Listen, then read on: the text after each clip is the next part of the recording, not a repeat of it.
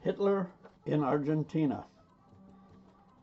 This story was given to us in 1987 by our member Don Angel Alcazar de Velasco, who was an Abwehr agent working in the Führer bunker the last few months of the war. His duties included giving a daily report to Hitler, so he knew him quite well. We published this story in our monthly magazine about 3 decades ago, and in 2006 we published this book, which was an immediate hit. When we first published Hitler in Argentina, it came as no surprise that there were doubters. After all, we've been taught since childhood that Adolf Hitler and Eva Braun committed suicide in the Führer bunker on 30 April 1945. Now we are faced with the revelation that everything we were taught about this was a lie. Naturally, that is difficult to accept, but anyone with an open mind would take interest. This book did get many great and excellent reviews online. However, there were 1 or 2 detractors, which we were told later were paid to publish negative replies.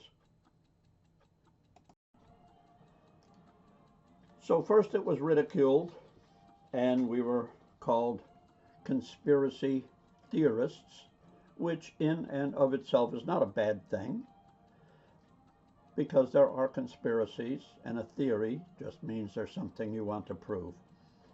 Anyhow, moving on, the second step, the truth is violently opposed and viciously attacked.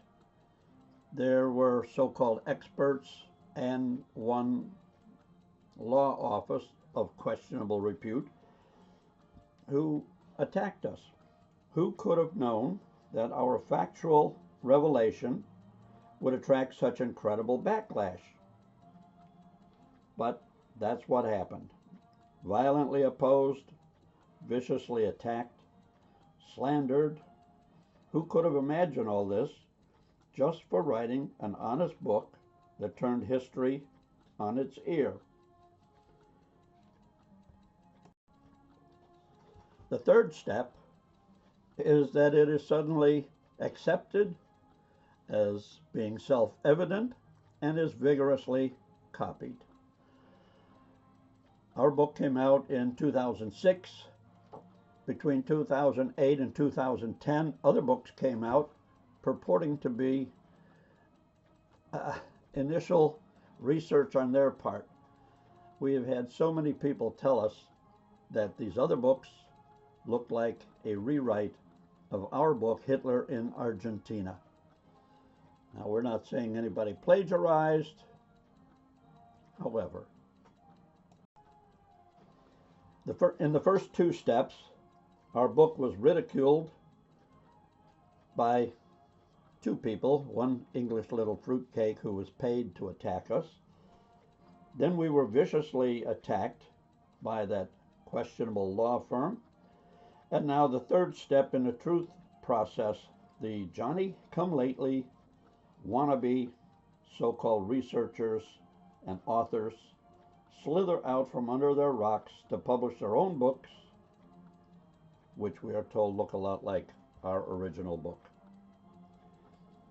Ours is the first serious work on Hitler's escape.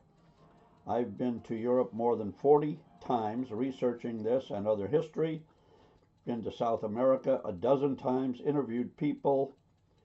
Our book is not only backed with hard facts and interviews, it is supplemented with dozens of files from the FBI, CIA, quotes from Stalin and others who were there at the end of World War II. No other book even comes close. Who said that Hitler didn't die? I was a kid during the war years, and I remember July 1945, Joseph Stalin was making a big fuss in the press that the U.S. and England weren't doing enough to find Hitler. Well, if the Soviets had his dead body, why was Stalin screaming at the US and England to find him? Soviet Field Marshal Georgy Zhukov led the Red Army in the attack and overrunning Berlin. His troops were in complete and total control of the city, all its entrances and exits. He had a special task force designated to find Hitler's body.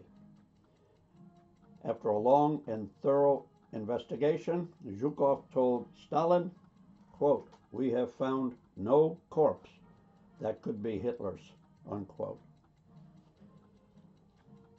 Major General Floyd Parks was he was the commanding general of all the U.S. forces in the Berlin sector. He stated for publication that he was present when Marshal Zhukov stated that Hitler might have escaped. On 12 October 1945, 6 months after the so-called suicide, General Bedell Smith, Eisenhower's chief of staff, said, quote, "No human being can say conclusively that Hitler is dead," close quote. Thomas J. Dodd was the chief trial counsel for the U.S. at the Nuremberg tribunals, and he said during an interview, quote, "No one can say that Hitler is dead." There were many others who have said it, but they're quoted in the book. You can read it for yourself. So where did Hitler go? This is your answer right here. He lived in this estate from 1945 until 1955. Where was it? Who built it? When? That was built for Hitler. Why did he leave in 1945? It's all explained in the book. We also reveal in this book who were the 4 American presidents who went down to a very expensive luxury resort less than about 20 or 30 miles away from this estate during their presidencies. You might want to wonder why were 4 American presidents down there. After 1955, why did Hitler and Eva Braun leave? Where did they go? Read the book.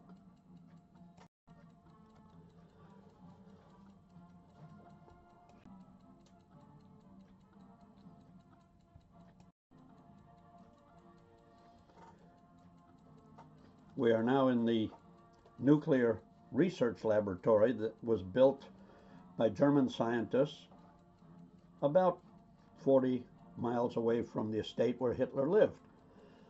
They began construction in 1947, 2 years after the end of the war.